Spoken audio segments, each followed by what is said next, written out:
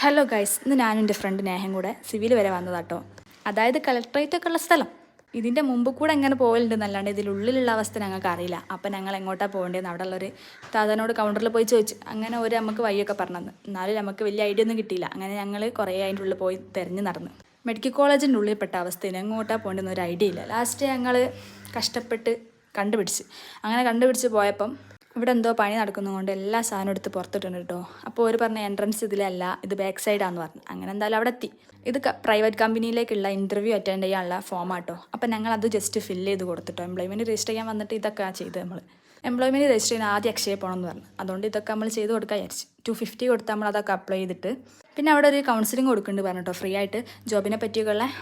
അങ്ങനെ ആ കൗൺസിലിംഗ് നമുക്ക് അറ്റൻഡ് ചെയ്യാൻ വിചാരിച്ച്. അങ്ങനെ ഞങ്ങൾ അവിടെ നിന്ന് ഇരുന്നപ്പോൾ ഒരു പറഞ്ഞ് ഫുഡ് കഴിച്ച് വന്നോളാൻ. അപ്പോൾ അടുത്തുള്ള ഹോട്ടലിൽ പോയി ഒരു ഊണൊക്കെ കഴിച്ച് വന്ന് പിന്നെ കുറച്ച് നേരം കൗൺസിലർ വന്ന് ഞങ്ങൾ കൗൺസിലിംഗ് കഴിഞ്ഞ് തിരിച്ച് വീട്ടിലേക്ക് വന്നു. അപ്പോൾ ഓക്കെ, ബൈ.